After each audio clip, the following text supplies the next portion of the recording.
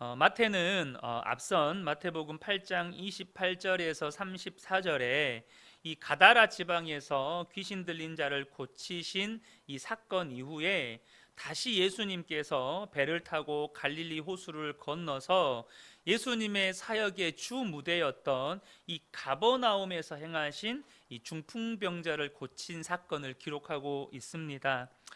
이미 말씀드렸듯이 마태는 이 마태복음을 기록할 때 특별히 8장과 9장에서 기록된 이 사건들을, 기적의 사건들을 시간의 순서대로 기록하지 않고 주제를 따라 이렇게 기록을 했는데, 오늘 본문은 죄를 사하시는 예수님의 권세를 보여주고 있는 사건입니다. 예수님께서 이 가다라 지방에 들렀다가 다시 가버나움으로 돌아오셨다는 소식이 사람들에게 이렇게 전해진 것 같습니다. 그리고 이 가버나움 사람들은 이미 이전에 예수님께서 가버나움에 오셨을 때 어떤 치유의 역사를 행하셨는지를 직접 목격했거나 아니면 목격한 사람들에 의해서 소문을 들었을 것입니다.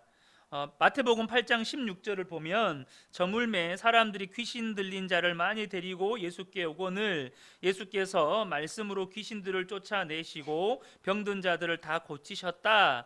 베드로의 장모를 고치시고 그 이후에 또 수많은 병자들을 고치신 사건이 기록이 되어 있죠. 그래서 그때 치유의 기회를 놓친 사람들은 이제나 저제나 예수님이 언제 다시 가버나움으로 오시느냐 이것만을 기다리고 있는데, 마침 예수님께서 다시 가버나움으로 오셨다는 소식이 가버나움 전역에 이렇게 퍼진 거예요. 그러자 이 소식을 들은 사람들이 너도 나도 예수님이 계신 베드로의 집에 몰려들기 시작했는데, 마가의 기록에 의하면 사람이 얼마나 많이 몰려들었는지 마가복음에는 이 동일한 사건을 기록할 때 그 집에 발 디딜 틈도 없이 사람들로 가득 차 버렸다라고 성경은 기록하고 있습니다. 마가복음 2장 1절 2절을 보면 수일 후에 예수께서 다시 가버나움에 들어가시니 집에 계시다는 소문이 들린지라 많은 사람이 모여서 문 앞까지도 들어설 자리가 없게 되었는데 라고 말씀합니다. 동일한 사건을 기록하는데 이제 마가는 좀 더 디테일하게 기록을 해놓고 있죠. 사람들이 너도 나도 이제 몰려들어서 이 집 안에 발 디딜 틈이 없게 돼버린 거예요. 이 소식을 이 중풍병자의 지인들도 듣게 됩니다. 지난번에는 뭐 예수님에 대해서 모르기도 했었고, 또 무엇보다 예수님이 뭐 병을 고치실 거라는 믿음도 없었으니 예수님께 나오지도 않았고 당연히 고침도 받지 못했지만, 지금은 다른 거예요. 이 중풍병자의 지인들은 예수님께 가면 분명히 이 병을 고침 받을 수 있다고 믿었어요. 무엇으로 알 수 있습니까? 그들의 행동으로 보면 그들이 믿었다는 것이 명확하게 드러납니다. 마태는 단순히 2절에서 침상에 누운 중풍병자를 데리고 왔다라고 이렇게 단순하게만 기록을 하고 있지만, 마가는 이 장면을 조금 더 자세하게 묘사해서 기록을 해놓고 있습니다. 마가복음 2장 3절 4절을 보면 사람들이 한 중풍병자를 네 사람에게 메어 가지고 예수께로 올세 무리들 때문에 예수께 내려갈 수 없으므로 그 계신 곳에 지붕을 뜯어 구멍을 내고 중풍병자가 누운 상을 달아내리니 라고 말씀합니다. 그러니까 마태의 기록보다 마가의 기록은 훨씬 더 자세하게 묘사가 되어 있죠.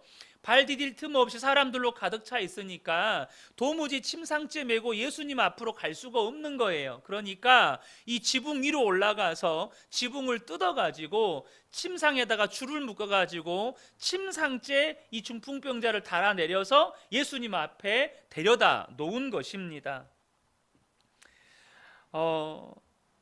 이 사람들은 이 중풍병자가 예수님 앞에 나아갈 수만 있다면 예수님께서 고치실 수 있다고 믿었기 때문에 바로 그런 행동을 했던 거예요. 그리고 마태도 마가도 동일하게 기록하고 있는 것이 있는데, 바로 예수님께서 그들의 믿음을 보셨다는 거예요. 오늘 본문 2절을 보면 침상에 누운 중풍병자를 사람이 데리고 오거늘 예수께서 그들의 믿음을 보셨다, 이렇게 말씀해요. 마가복음에도 동일하게 예수님께서 그들의 믿음을 보셨다라고 말씀합니다. 다시 말하면 예수님께서 이 중풍병자를 침상째 이고 온 그 사람들의 믿음을 보셨고 인정하셨다는 것입니다. 저는 이 중풍병자를 메고 온 이 중풍병자의 지인들의 태도에서 우리가 두 가지를 배우기를 원합니다. 첫 번째는 뭐냐면 예수님께 나아가면 예수님께서 반드시 고치신다는 믿음과 기대입니다. 저와 여러분이 주님 앞에 예배 드리러 나올 때, 주님 앞에 기도하기 위해서 나올 때 반드시 가지고 나오셔야 하는 것이 있어요. 다른 것은 다 안 가지고 오셔도 여러분 이것은 가지고 오셔야 돼요. 그게 뭐냐면 주님을 향한 믿음과 주님을 향한 기대입니다. 히브리서 11장 6절을 보면 믿음이 없이는 하나님을 기쁘시게 하지 못하나니 하나님께 나아가는 자는 반드시 그가 계신 것과 또한 그가 자기를 찾는 자들에게 상 주시는 이심을 믿어야 할지니라. 반드시 믿어야 된다는 거예요. 주님이 계신 것을 믿어야 되고 주님을 찾는 자들에게 상 주신다는 거예요. 어떤 상이에요? 은혜의 상을요, 기도 응답의 상을요. 여러분은 지금 주님 앞에 나오면서 어떤 믿음과 어떤 기대를 가지고 나오셨습니까? 여러분은 지금 여러분이 직면하고 있는 여러 문제들을 예수님께서 해결하실 수 있다고 믿는 그 믿음과 기대를 가지고 나오셨습니까? 오늘 이 밤에 주님께서 그 부분에 대해서 말씀해 주시고 나는 이 문제를 해결할 수 없고 나는 이 시험을 감당할 수 없지만 주님은 나에게 감당할 수 있는 은혜를 주실 거라는 그 믿음과 기대를 가지고 나오셨느냐는 거예요. 많은 분들이 주님 앞에 나오면서 이런 믿음과 기대가 없이 나옵니다. 습관적으로 나오기도 하고 체면 때문에 나오기도 하고 그냥 시간이 남으니까 교회라도 가봐야겠다 이렇게 나오기도 하고 그냥 나와요. 여러분, 믿음은 은혜가 부어지는 통로이고 기대는 그 은혜를 담는 그릇입니다.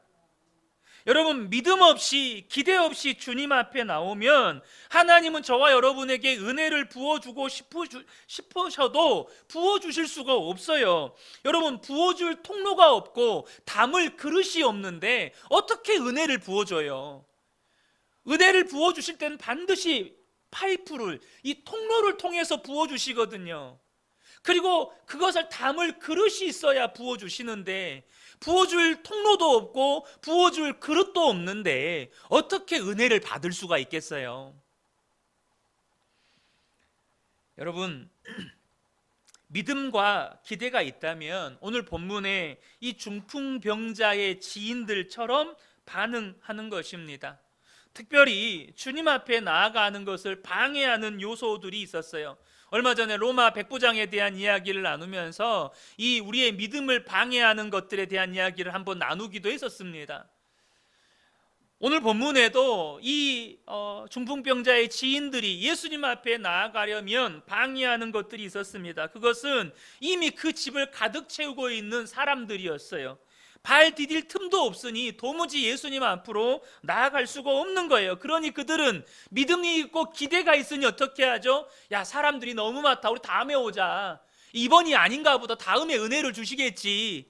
오늘은 아닌가 보다, 언젠가는 은혜를 주시겠지. 야, 좀만 참아라. 하나님, 예수님이 언젠가 다시 오시면 우리가 그때는 제일 먼저 와가지고 제일 앞에 서가지고 기도받자, 그때 치료받자.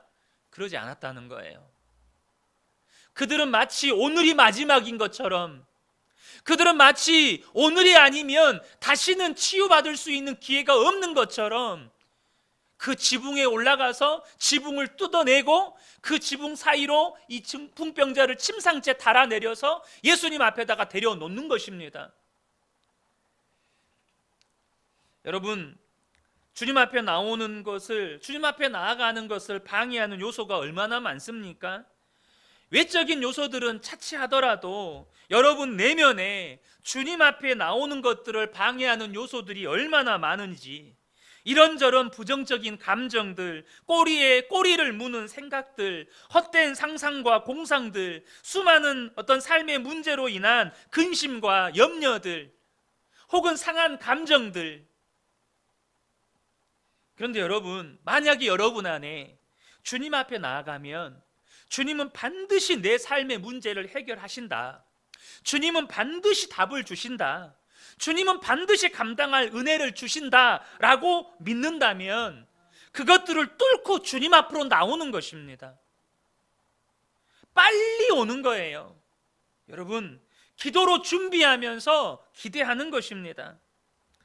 성도님들, 저는 그런 의미에서 여러분 안에 정말로 내가 오늘 주님 앞에 나아가면 주님 반드시 은혜 주신다.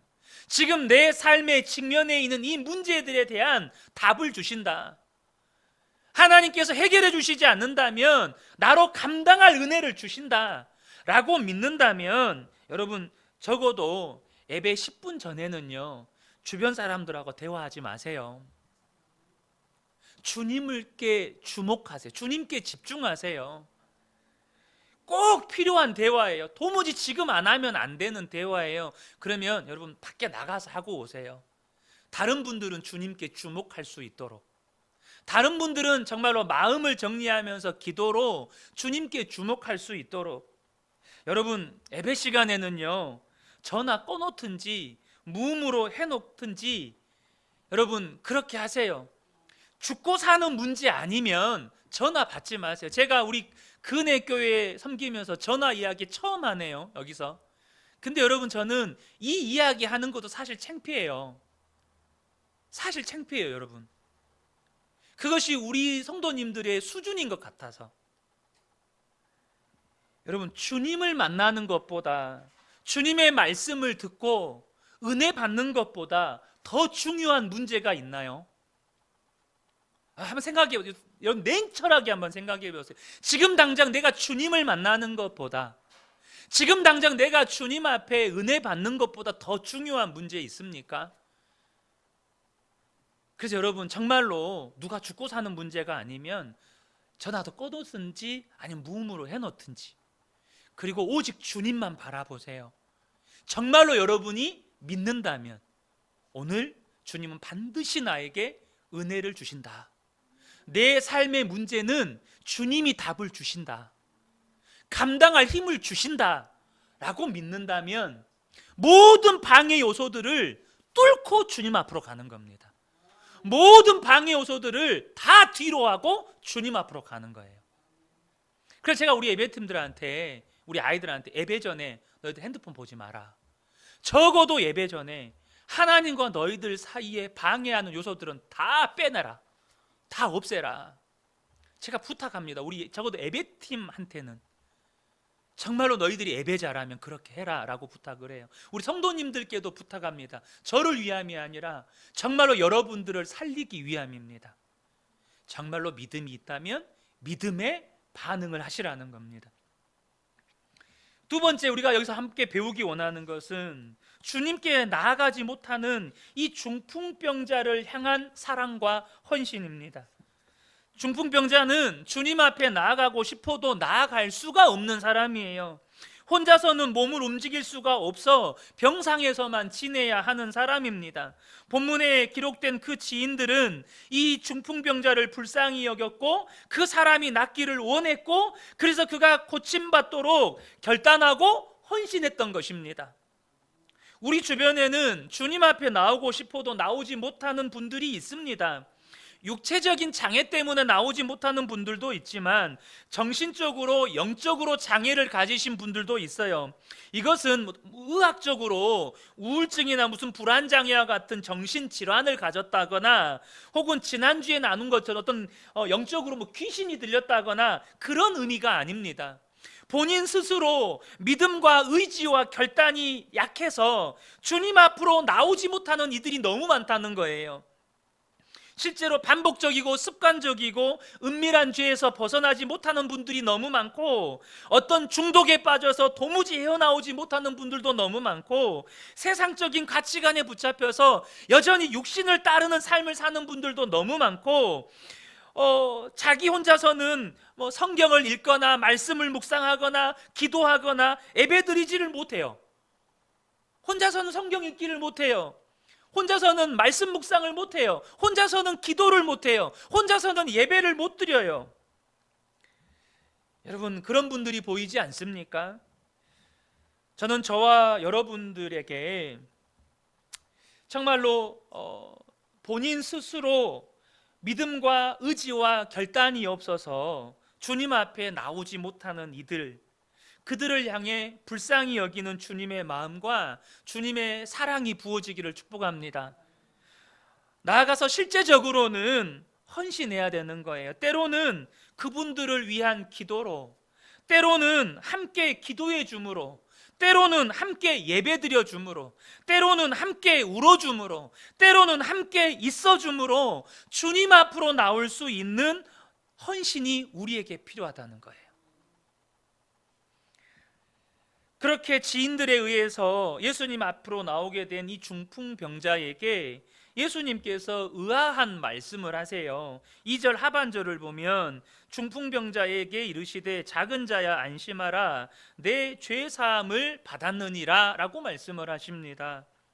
지금 병 고침을 받기 위해서 주님 앞으로 온 중풍병자에게 네 병이 고침을 받았느니라. 근데 이제 6절에서 말씀하신 것처럼 침상을 들고 일어나라 이렇게 말씀하신 게 아니고 네 죄 사함을 받았느니라라고 말씀을 하고 계시다는 거예요.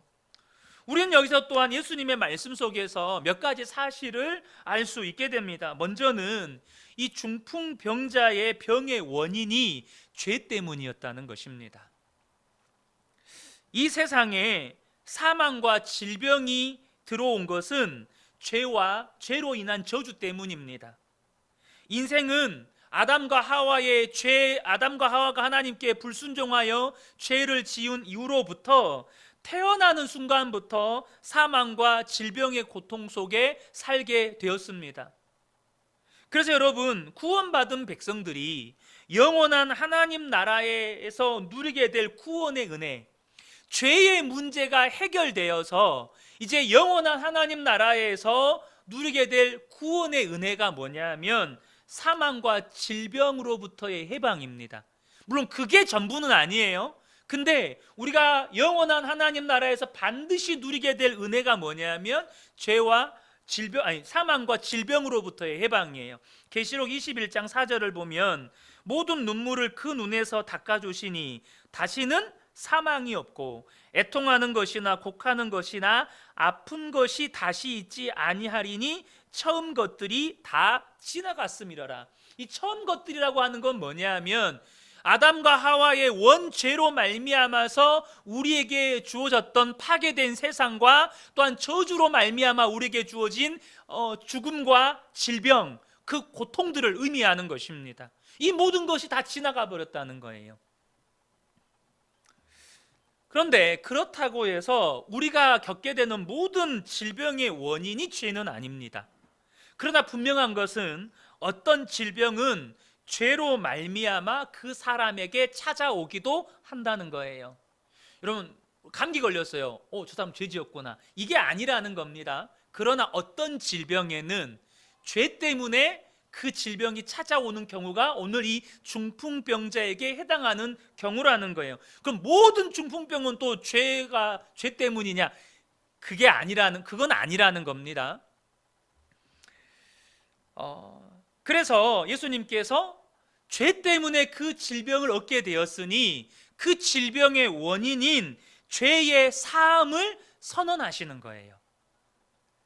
여기서 우리가 한 가지 오해하시면 안 되는 것이 있습니다. 본문에서 중풍병자는 그가 스스로 회개했다거나 또한 그 스스로 주님께 나왔다는 기록이 없어요.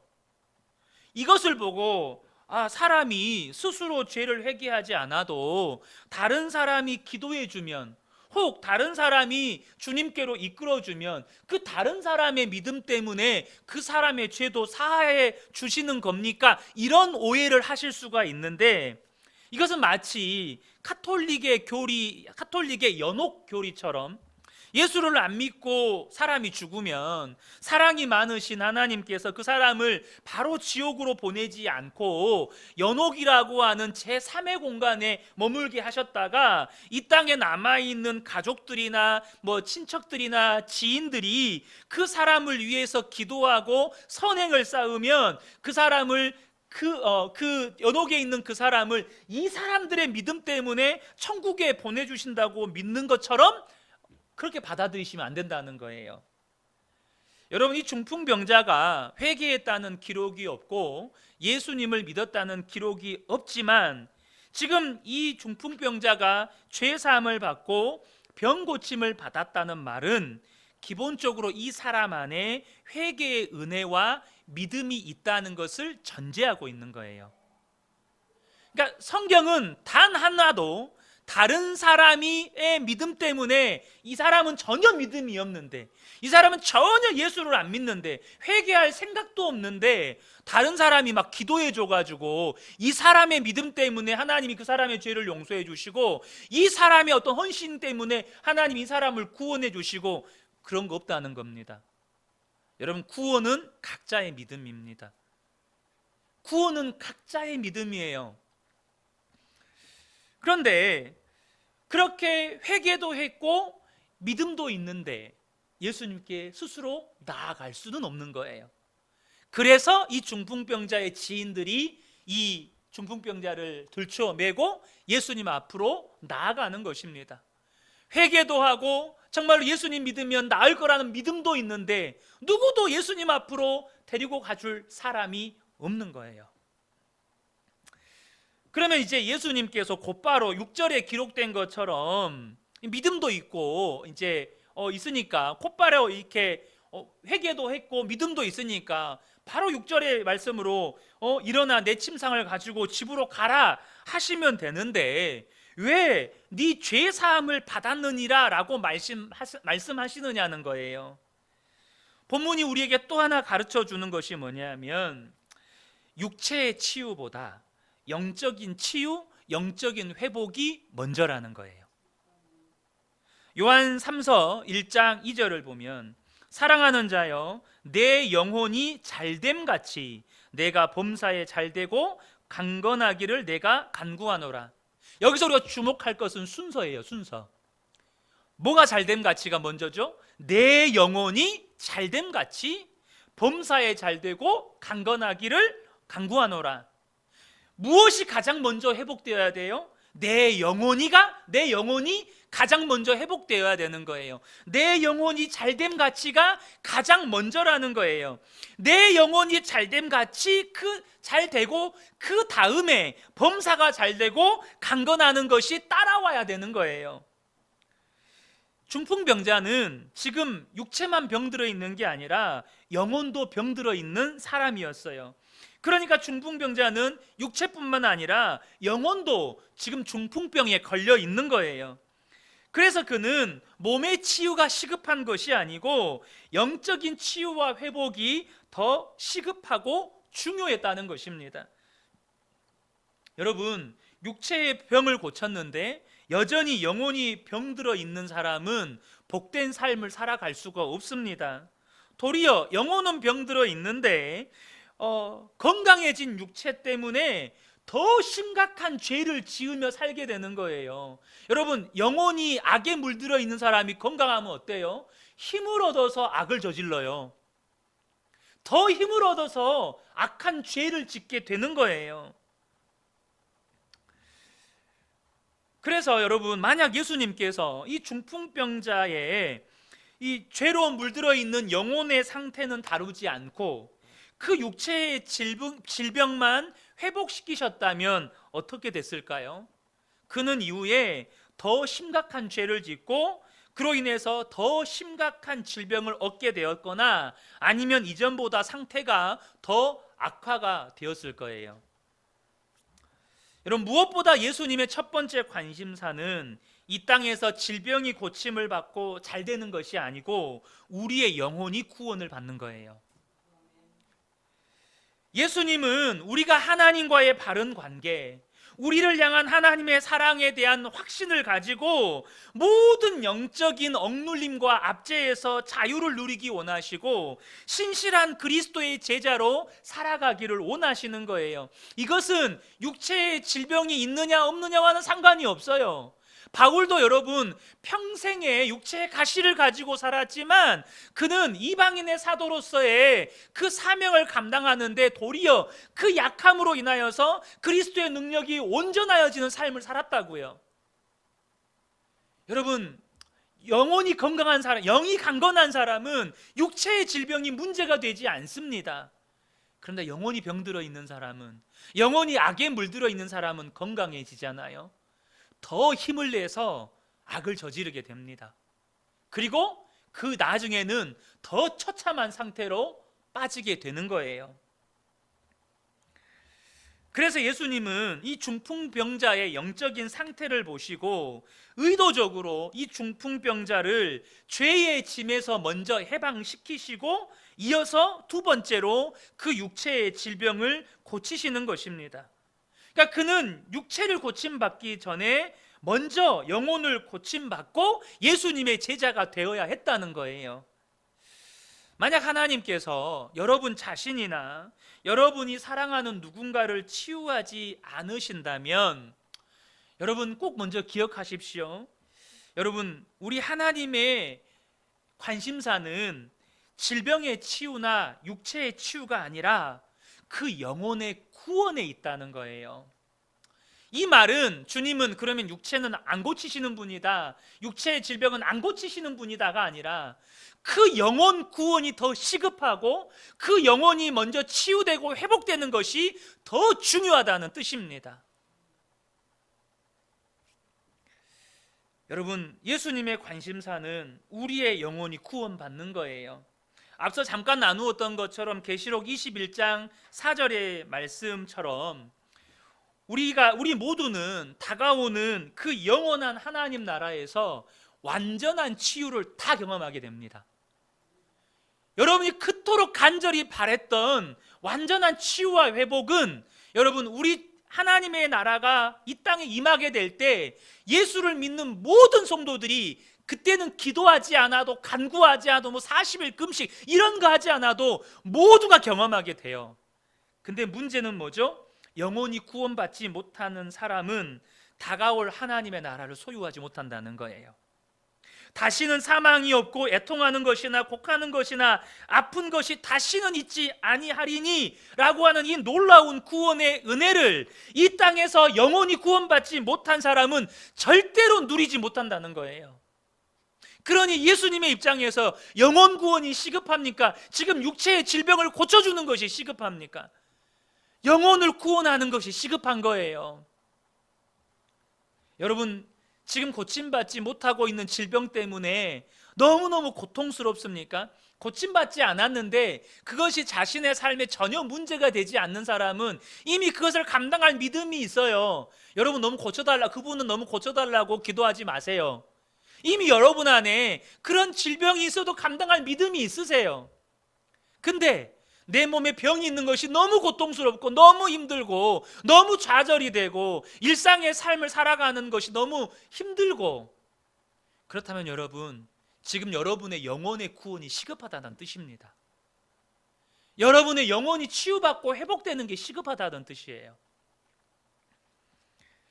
중요한 사실은 하나님은 중풍병자에게 주신 것과 같은 똑같은 용서와 회복을 예수님을 믿는 모든 사람에게 주신다는 것입니다. 예수님을 믿는 모든 자에게 용서와 죄사함과 죄로 말미암아 매여 있는 모든 죄의 짐을 다 풀어주신다는 거예요. 자, 그런데 그날 밤에 베드로의 집에 다른 목적을 가지고 예수님을 보러 온 사람들이 있었습니다.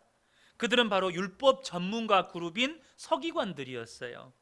당시 예수님의 가르침과 인기는 유대 종교 지도자들에 의해서 특별 조사를 받기에 이르렀고, 이 서기관들은 이 종교 지도자들에 의해서 조사할 권한을 부여받고 파견된 사람들입니다. 이 종교 지도자들은 예수님의 인기와 능력을 시기하여서 예수님의 가르침에서 비판거리나 정죄할 만한 것을 찾기를 바랬던 거예요. 그러니까 이 서기관들은 어떤 의도를 가지고 들어요? 예수님의 말 속에 어떤 비판거리나 정죄거리가 없나? 이런 의도를 가지고 계속 듣고 있는 거예요. 여러분, 똑같은 말씀을 들어도 어떤 의도를 가지고 듣느냐에 따라서 말씀이 전혀 달리 들려요. 오늘 본문의 서기관들은 네 죄사함을 받았느니라 라는 말씀이 충격이었어요. 그리고 그들은 그것을 신성모독으로 받아들였어요.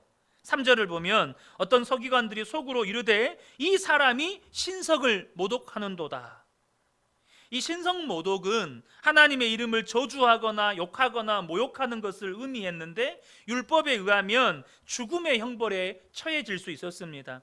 그래서 신성모독죄로 종교 재판에 회부되기만 해도 변명할 기회도 얻지 못한 채 유죄 선고를 받고 죽임을 당하기도 했어요. 그러니까 원수 같은 사람을 신성모독으로 모함해 가지고 이렇게 죽이는 일도 실제로 일어나기도 했어요. 그래서 오늘 본문에 보면 이 죄를 용서하는 것은 오직 하나님만의 특권인데, 예수님이 죄를 용서한다고 말씀하신 것은 그분이 하나님이라고 주장하는 것으로 받아들여지게 된 거예요. 그래서 서기관들은 마치 자신을 하나님처럼 말하고 있는 예수님께 신성모독죄라는 꼬리표를 붙이는 거죠. 근데 여러분, 예수님은 하나님이세요. 아멘이시죠? 예수님은 하나님이세요. 그 말은 예수님이 하나님의 신성을 모독한 게 아니고, 이 율법의 전문가들, 구약의 전문가들인 서기관들이 예수님이 하나님이신 것을 이해하지 못하고 믿지 못하고 있다는 것을 보여주는 거예요.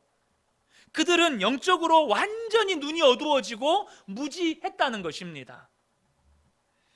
이러한 그들의 생각을 예수님께서 정확하게 꿰뚫고 계셨어요. 4절을 보면 예수님께서 그 생각을 아시고 이르시되 너희가 어찌하여 마음에 악한 생각을 하느냐.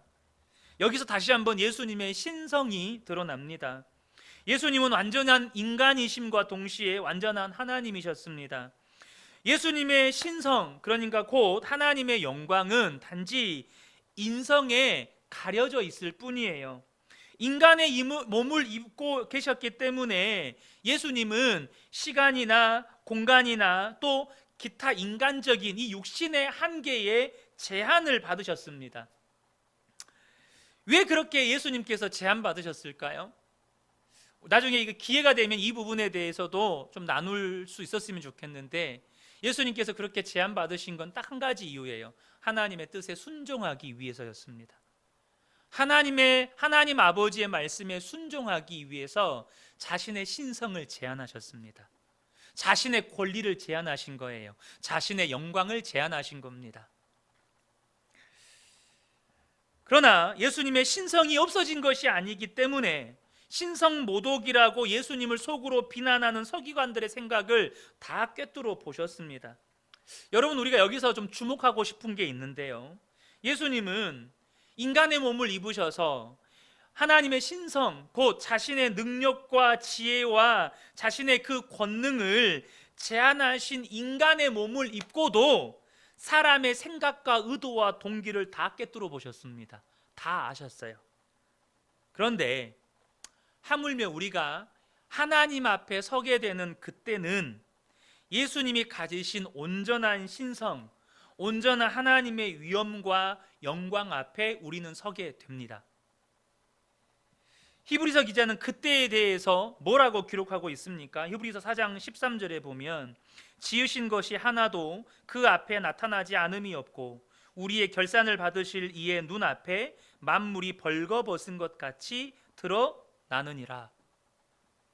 예수님의 눈앞에 벌거벗은 것 같이 우리의 감춰진 생각까지도 하나도 남김없이 다 드러나게 된다는 거예요. 그러므로 사랑하는 성도 여러분, 저와 여러분이 오늘을 살아가실 때 그날을 준비하며 사셔야 합니다. 오늘을 사실 때 그날을 준비하면서 사셔야 돼요. 하나님 앞에 부끄러움이 없이 사셔야 합니다. 그러려면 지금 내 안에 계신 예수님, 다시 말하면 나는 지금 예수님 앞에 서 있다. 나는 그날에 하나님 앞에 서는 것이 아니라 나는 바로 지금 오늘 예수님 앞에 서 있다는 그 믿음을 가지고 주님과 동행하면서 사셔야 합니다. 주님이 지금 내 앞에 계시다라고 하는 믿음이 있다면 여러분, 내 생각조차도 주님 앞에 밝히 드러나게 될 것인데, 생각하는 것, 말하는 것, 행동하는 것이 달라질 수밖에 없습니다. 달라질 수밖에 없어요. 지금 내 앞에 예수님이 계시는데 내 생각에 어떻게 음란한 생각을 품을 수 있어요? 어떻게 누군가를 미워하고 시기하고 질투하는 생각을 품을 수 있어요? 어떻게 누군가에게 복수할 생각을 품을 수 있겠어요? 어떻게 사기칠 생각을 품을 수 있겠어요? 어떻게 거짓말할 생각을 품을 수가 있겠어요? 주님이 내 앞에 나와 함께 계신다라고 믿는다면 우리의 모든 생각과 말과 행동은 달라질 수밖에 없다는 것입니다. 그런 서기관들이었지만 예수님은 그들에게 친절하게 말씀해 주시고 또 그들을 상대해 주시면서 보여주십니다. 5절부터 7절인데요. 내 죄사함을 받았느니라 하는 말과 일어나 걸어가라 하는 말 중에 어느 것이 쉽겠느냐? 그러나 인자가 세상에서 죄를 사하는 권능이 있는 줄을 너희로 알게 하려 하노라 하시고 중풍병자에게 말씀하시되 일어나 내 침상을 가지고 집으로 가라 하시니 그가 일어나 집으로 돌아가거늘. 예수님은 그 서기관들이 보는 앞에서 자신이 하나님이시기 때문에 죄를 사하시는 권능이 있다는 것을 보여주십니다. 자신이 하나님이신 것을 보여주셔요. 그게 뭐죠? 이 중풍병자의 병을 고치는 것이었어요. 그런데 제가 여기서 주목하기 원하는 건 뭐냐면 이 중풍병자의 병을 고치기 전에 5절에 하시는 말씀이 있어요. 그게 뭐냐면 내 죄사함을 받았느니라 하는 말과 일어나 가라 하는 말 중에 어느 것이 쉽겠느냐? 여러분 한번 생각해 보세요. 네 죄사함을 받았느니라, 그리고 네 병이 고침을 받았느니라. 그러니까 일어나 걸어가라. 어느 게 더 쉽습니까? 여러분 어느 게 더 쉽죠? 잘 판단이 안 되시나요? 여러분, 네 죄사함을 받았느니라 하는 이 말은요, 보여줄 필요가 없어요. 또 보여줄 수도 없어요. 무슨 말이죠? 그 사람의 죄가 사함 받았는지 안 받았는지 보여줄 수가 없어요. 그러니까 말로만 떠들어도 아무 상관이 없어요. 네 죄 사함 받았느니라. 그럼 100번 1000번도 할 수 있어요. 저도 여러분에게 성도님의 죄가 사함 받았습니다 말할 수 있어요. 왜요? 성경에 예수 믿고 내 죄를 회개하면 사함 받았다고 말씀하셨으니까 성도님이 회개하셨으면 죄 사함 받은 겁니다 말할 수 있어요. 근데요, 여러분에게 고칠 병이 세상 의학으로는 못 고칠 병이 있는데 그 병이 나았습니다 말해요 못해요? 말 못해요. 제게는 그런 능력이 없거든요. 지금 일어나 걸어가라 하는 말은 그 말을 내뱉는 순간 병이 낫는 걸 보여줘야 돼요. 자신이 하나님이라는 걸 보여주려면, 자신이 하나님이시라는 걸 증명하려면 지금 말하는 그 순간 병이 낫는 걸 사람들 앞에 보여줘야 돼요. 여러분, 그래서 여러분 말하는 것보다 보여주는 게 힘든 거예요. 지금 예수님은 행동으로 자신의 말을 입증하신 거예요. 이것이 우리에게 무엇을 말씀해 주고 있습니까? 예수님의 말에는 행동이 뒤따랐다는 거예요. 예수님의 말에는 삶이 뒷받침되었다는 거예요. 여러분, 신앙은 말로 떠드는 게 아닙니다. 신앙은 행동으로, 삶으로 보여주는 거예요. 바울이 말세를 살아가는 성도들의 신앙에 대해서 경고한 말씀이 있어요. 디모데후서 3장 5절을 보면 경건의 모양은 있으나 경건의 능력은 부인하니 이 같은 자들에게서 내가 돌아서라. 경건의 모양은 있대요. 다시 말하면 제가 예수님을 사랑합니다. 예수님을 찬양합니다. 주님, 제가 주님께 나의 삶을 드리겠습니다. 이렇게 말로 떠드는 사람들은 너무너무 많다는 거예요. 저는 예수님을 믿습니다. 말로 떠드는 사람들 너무너무 많다는 거예요. 그러나 경건의 능력은 부인하니, 무슨 말이죠? 삶으로는 보여주지 않는 사람들이라는 거예요. 말로는 그렇게 시끄럽게 떠드는데 삶으로는 전혀 그 자신들의 믿음을, 자신들의 고백을 보여주지 않고 산다는 거예요. 이 디모데후서 3장 5절 앞에 2절부터 4절을 보면 이 말세에 일어나는 그 징조들에 대해서 이야기를 해요. 자기를 사랑하고 교만하고 돈을 사랑하고 부모를 거역하고 이런 말씀들이 쭉 나와요. 근데 여러분, 그 말은 그 말씀, 그 증상들은 5절로 연결이 돼요. 이게 무슨 뜻이죠? 예수를 믿는다고 하는 사람들 안에서, 성도들 안에서 일어나는 현상이라는 뜻이에요. 디모데후서 3장 1절부터 5절은 안 믿는 세상 사람들에게서 일어나는 현상이 아니고 예수를 믿는다고 말하는 사람들 사이에서 일어나는 현상을 말하는 거예요. 사랑하는 성도 여러분, 예수님의 말에는 삶이 따랐습니다. 행동이 따랐어요. 이것은 단지 능력만 따랐다는 말이 아니에요. 우리는 능력이 없어요. 그러나 여러분, 예수님의 말에는 행동이 따랐고 삶이 뒷받침되었다는 말은 뭔 말이냐면 그분의 인품에서부터 하나님의 말씀에 대한 순종까지 모든 것이, 그분의 모든 삶이 그분의 말을 증명했다는 것입니다. 사랑하는 성도 여러분, 우리가 말로만 떠드는 자들 되지 말자고요. 말로, 입으로만 떠드는 자들 되지 않기를 축복합니다. 여러분, 말은 아끼고 행동으로 보여주자고요. 말은 아끼고 우리가 삶으로 내가 그리스도인인 것을 드러내자는 것입니다. 여러분, 그렇게 살아가려면 여러분, 또 거듭해서 말씀드리지만 여러분, 정말 주님 바라보고 사셔야 합니다. 주님이 나와 함께 계시다는 이 믿음이 실제가 되셔야 돼요. 내 안에 계신 예수 그리스도, 내 안에 계신 예수 그리스도. 고린도후서 말씀에 정말로 너희의 믿음을 시험하고 확증하라고 말씀하셔요.